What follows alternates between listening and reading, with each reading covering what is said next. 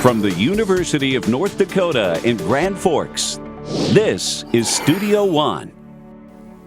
Hi everyone and welcome to Studio One. I'm Ann Hook along with Averi Haugesag. Today on the show, parenting itself can be a challenge. Coming up, we will hear how a mother with 4 kids made the choice to adopt a baby girl. Also, city streets need attention. We'll show you how some cities are taking a closer look at road conditions with technology. But first, the price of food and fuel could soon be decreasing. The U.S. Department of Agriculture says 2013 could be the biggest corn harvest ever. Farmers are saying even the corn cobs themselves are bigger this year. Corn is selling for about $4 per bushel. This is almost half of last year's $8 price. A major drought last year made corn more difficult to grow. Lower corn prices make it cheaper for farmers to feed their animals and produce ethanol. Table scraps aren't the only edible treats that could poison your pooch. The Food and Drug Administration, or FDA, recently issued an alert on jerky pet treats. This came after receiving reports of pet-related illnesses from these products. Since 2007, approximately 3,600 dogs have been adversely affected by these treats. More than 500 of these animals have died. Severe side effects from eating jerky pet treats include decreased appetite, kidney failure, and seizures. The FDA has tested over 1,200 samples of these treats for impurities. They are meeting with Chinese regulators to identify the underlying problems. The new year is said to bring good tidings, cheer, and according to some dental professionals, a possible oral health crisis. With the Affordable Care Act kicking in January 1st, some are concerned that this coverage leaves out dental care. An article from CNN says most Americans are unlikely to seek regular dental care unless they have insurance. Because only 2% of older Americans have dental insurance of any kind, Oral Health America is issuing a state of decay. The organization aims to provide Americans with access to dental education and care. They say that without coverage, baby boomers could be facing some serious oral health problems over the next decade. Poor dental health can promote other health issues such as diabetes and an increased risk for heart attacks or strokes. The number of federally qualified health centers providing dental care is on the rise. There is also legislation in early stages aiming to include dental care with federally sponsored health care systems such as Medicare and Medicaid. College online programs are slowly gaining a more positive reputation. They're able to give students a wide variety of courses at a low price. Education leaders say this will help ease the problem of high student loan debt and uncertain job perspectives. A Gallup poll says that many Americans are uncertain of their credibility. They believe the grading is too laid back and the instructors are less qualified. Only 34% of Americans rated online education as excellent or good. 68% gave these positive ratings to traditional four-year colleges. More than half of Americans believe obtaining skills for a specific job is more important than a 4-year degree. 1 in 5 college students are currently taking at least one online course. Potholes, cracks, and bumps are frustrating to most drivers. There are some people who watch these conditions closer than most. No one notices a bad road until they're on it. Dominic Jack has seen bad roads from all angles. Somebody's always going to need their roads taken care of, so why not me? Dominic travels across the U.S. looking for bad roads. The van he drives points out spots that need repair. With 7 cameras in the front, they record every twist and turn of the road. The data he gathers is a gold mine for those who fix problem pavement. We give them data so they can make more of a kind of proactive decision on how to have a preventative maintenance strategy for their network. Each snapshot that is taken from the van can be analyzed. You know, if an engineer had the time and you could pay an engineer to walk all the roads, this basically takes that information and automates it so it's done quicker, cheaper, and allows you to virtually, revisit the roads without having to drive there. The pictures are good for both the short and the long term. Sustainability. So what this does is, you drive the road once and you collect a lot of data. It's Dominic's job to drive and record specific routes in the communities. I saw parts of the country that literally looked like paintings. Scenery that others could enjoy in the future on a much smoother ride. With photographer Alex Stadnick, I'm Amanda Cope reporting for Studio One. Darwin says about 80% of their work is done in North Dakota and Minnesota because of the harsher weather conditions. However, this van has been all around the nation. And that's the news for now. Ann? All right, thanks, Averi. We got to make sure we got some nicely paved roads for this winter. Yeah, we do. All right, let's move it now to Johnathan Metz, who's going to tell us about some flames hitting the Up back. Well, thanks, Ann and Averi. Yeah, Australia, especially the state of New South Wales, has seen almost 70 wildfires over the last week. About 26 of those have still not yet been contained. These flames have unfortunately destroyed almost 200 homes in the suburbs of Sydney, and that might start going up because there's a lot of rough terrain in the area and fire crews are having a hard time to get there. The police, however, have arrested 2 boys. They are aged 11 and 15 that they believe may be connected to some of these wildfires. Unfortunately, the effects of these wildfires is more than just that. There's been almost 180 square miles that have been burned on the east coast of Australia. There's unfortunately been 1 fatality from that.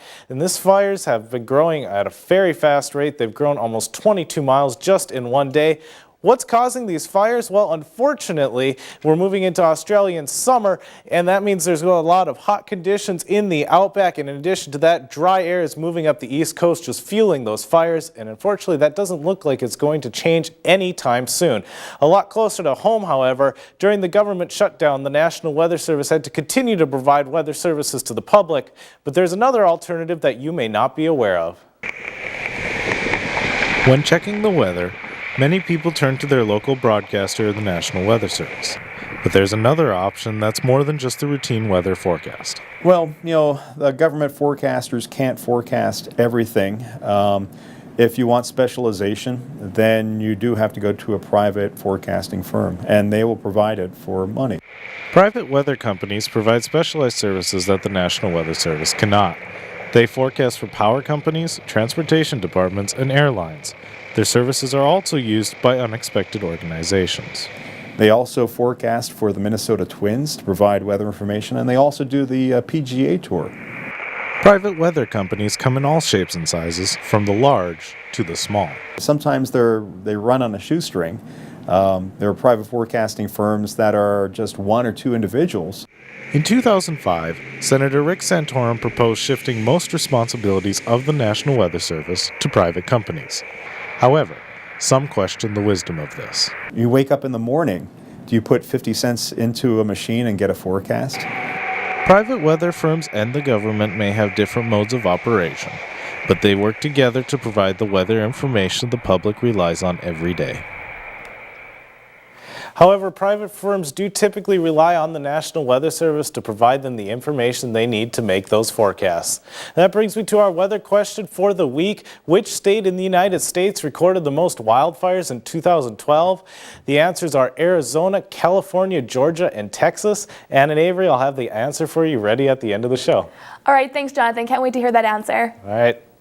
Let's move it back now to Averi Haugesag with today's sports story. Thanks, Ann.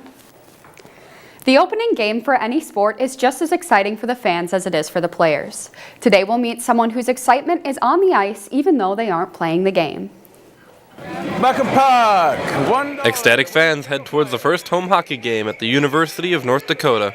But while the other fans are excited to see the men on the ice, one woman is excited for when she will be on the ice. I can be a little bit nervous sometimes, especially when the crowd is really taunting and excited and everything, but it gets us very excited. So it's more of a combination of nerves and excitement. Kira is a member of the hockey cheer team. Cheer members are more than just cheerleaders.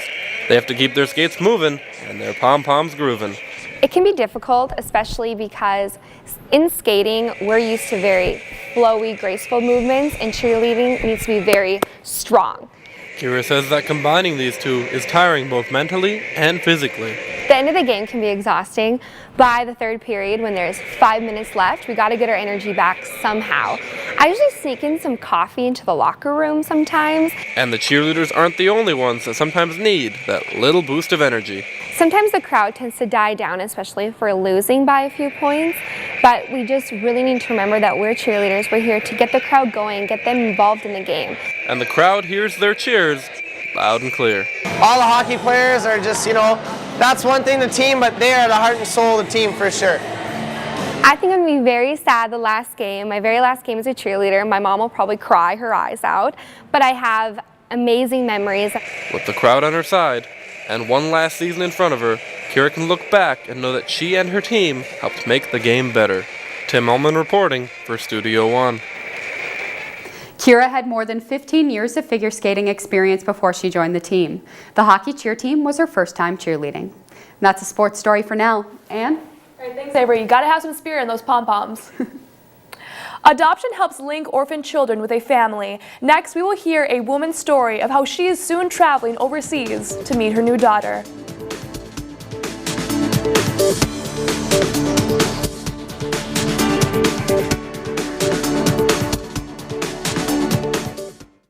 Closed captioning for Studio One is underwritten in part by NDAD, helping others to help themselves. North Dakota is facing challenges in healthcare delivery. The University of North Dakota School of Medicine and Health Sciences is building a place to help meet the state's healthcare needs. In addition to a new structure, we're also building interaction between healthcare professionals while building a workforce through expanding class sizes. We're inspiring our youth to engage in healthcare careers and exploring ways to reduce disease. It starts here and ends here, building a better future for North Dakota. At the University of North Dakota College of Engineering and Mines, classes have real-life application. Mentors guide students. Our work improves quality of life by answering tough questions with creativity and innovation. The University of North Dakota College of Engineering and Mines, training tomorrow's engineering and geology experts today.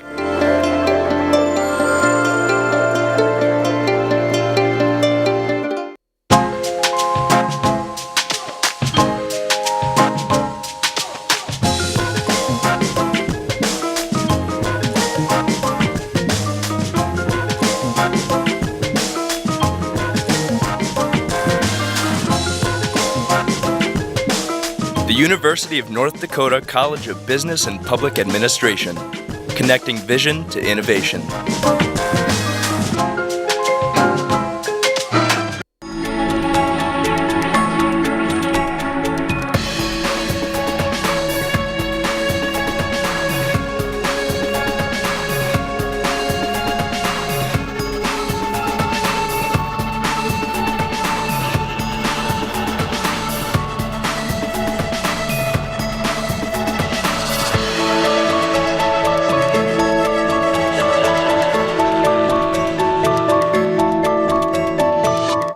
Studio One closed captioning is underwritten in part by Options, your disability information source.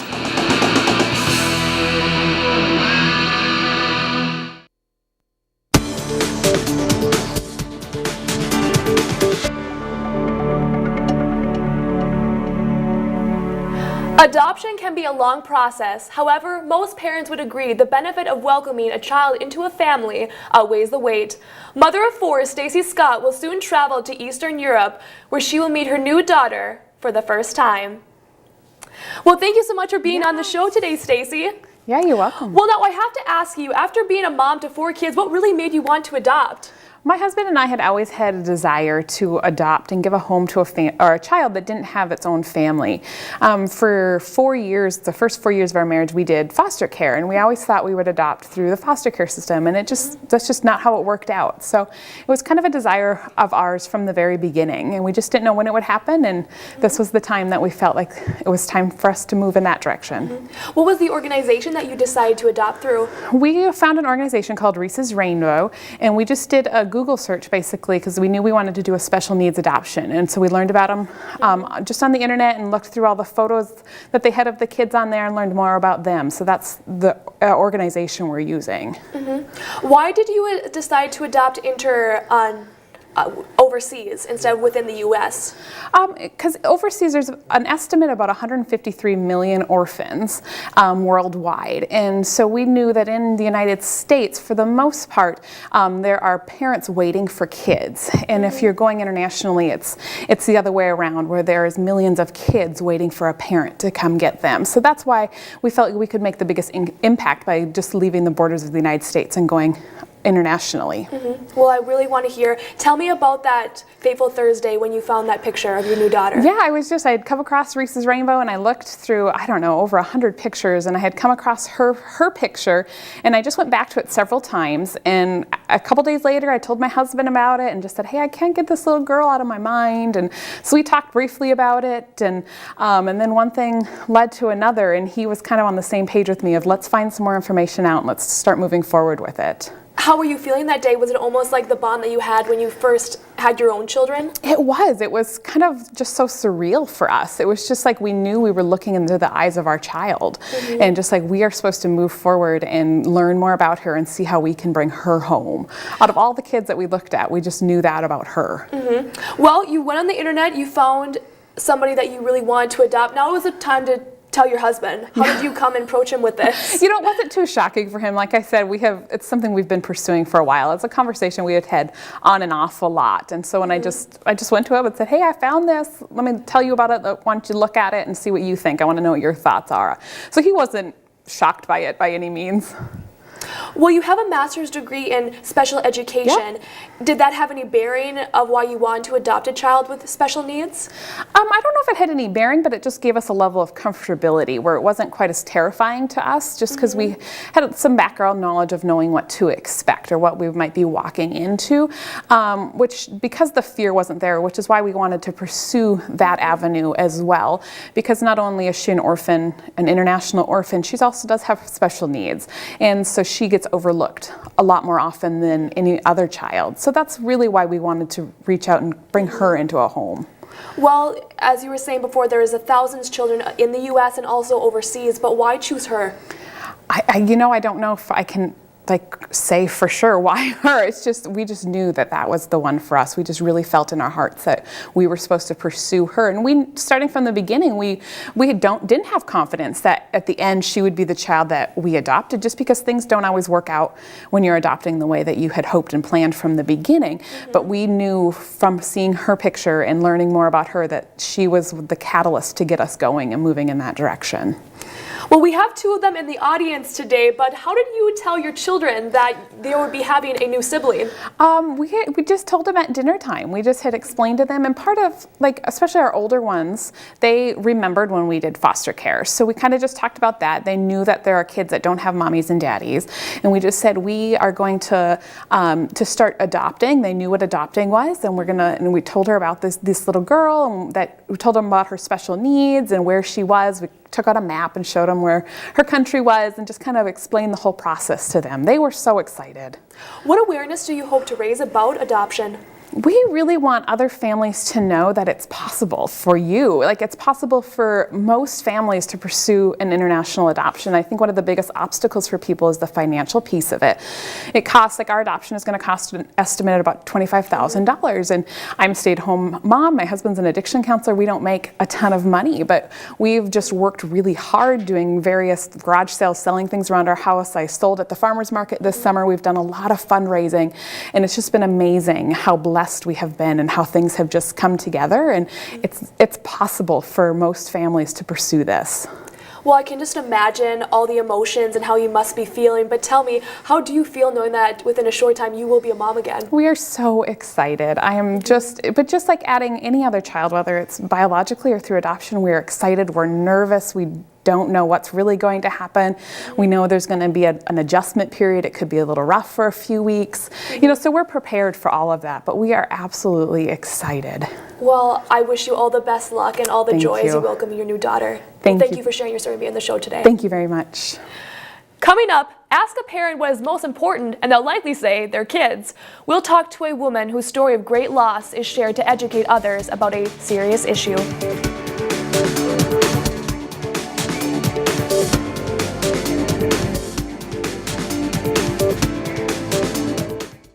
Studio One closed captioning is underwritten in part by Options, your disability information source.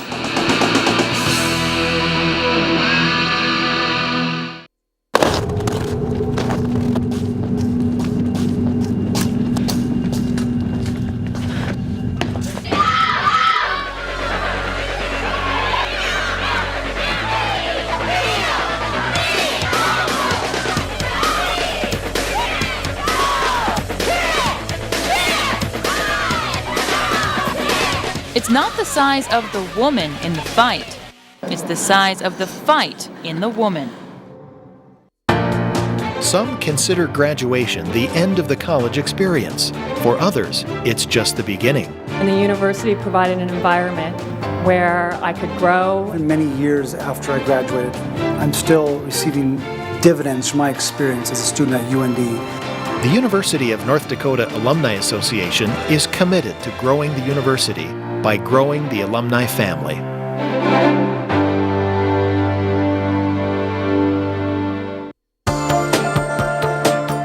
At the University of North Dakota College of Engineering and Mines, classes have real-life application. Mentors guide students. Our work improves quality of life by answering tough questions with creativity and innovation. The University of North Dakota College of Engineering and Mines, training tomorrow's engineering and geology experts today.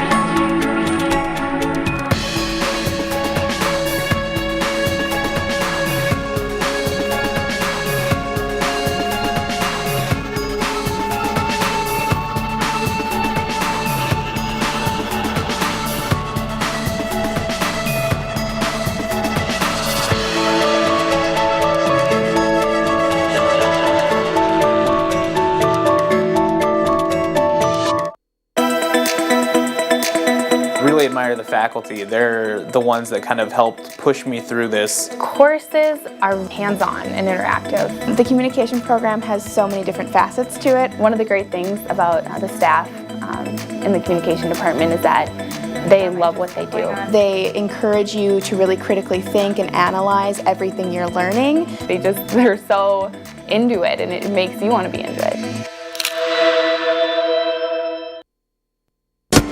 If you would like to attend a live show, go to our website at studio1.und.edu. Pulitzer Prize-winning author of No Country for Old Men, Cormac McCarthy, has written his first movie. All of McCarthy's works share a common theme. It's that humanity falls short of being good, but people always have choices. The movie The Counselor revolves around a lawyer who seems to have it all. He owns fast cars, an extravagant lifestyle, and a beautiful fiancée. He enters into what he assumes will be a one-time drug deal. Now the counselor trusts no one. His mistake will lead to betrayal, murder, and disaster. I think that what Cormac is so great at is revealing the darkest sides of human, of humanity, of humans, what humans are really truly capable of doing to one another.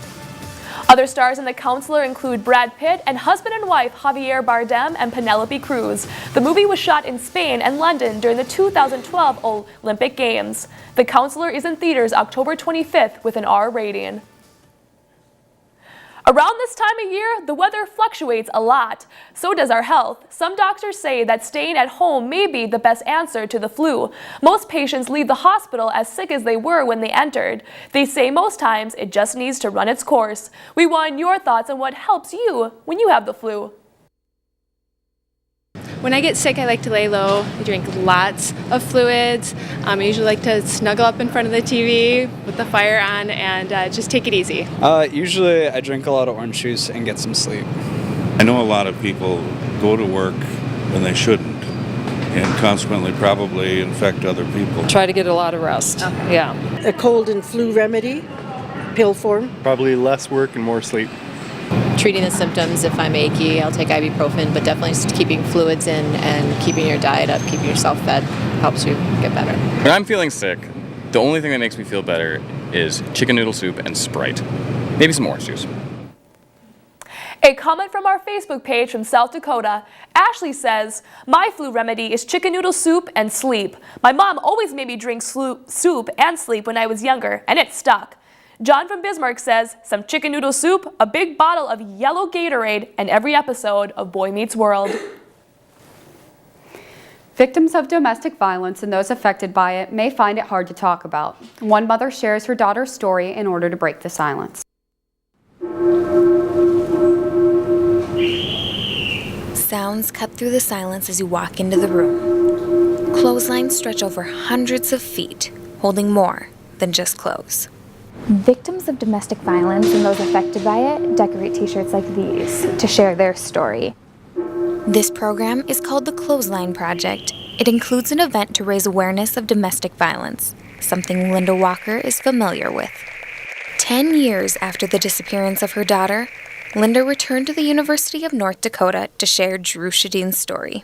It's changed me in ways obviously losing Dru through such a horrific crime in itself, but then to really bring it full circle by getting involved and seeing how collectively we can make a change. Dru was a typical college student carrying a full class load, working multiple part-time jobs, and a member of Gamma Phi Beta sorority. In 2003, Dru was abducted, sexually assaulted, and killed. Linda has made it her mission to break the silence of domestic violence. I was very naive as to all the issues surrounding sexual violence in the United States, and becoming more and more aware. It certainly has changed me in ways that I could never imagine. To be able to have Gamma Phi Betas who are just like Dru Sjodin that can carry on our legacy has been amazing. Linda says she prays that Dru's memory will live on through her work.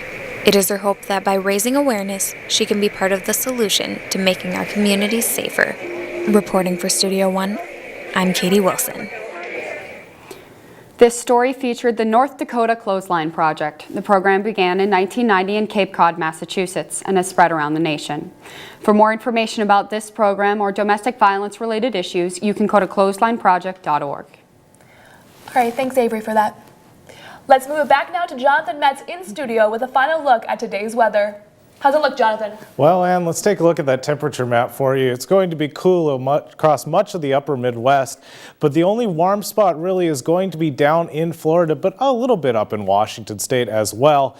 It'll be wetter than average across much of the eastern United States, all the way from Texas up to Maine, concentrated mainly in Illinois, dry throughout much of Oregon and Washington.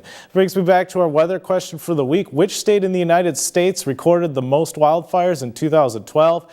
There's A, Arizona, B, California, C, Georgia, and D, Texas. The answer is Texas, but smoke from those wildfires has been known to affect a lot of the country. Ann and Avery, that's the weather for now. Well, Jonathan, I didn't know they had that much flames in the Lone Star State. I didn't either until now.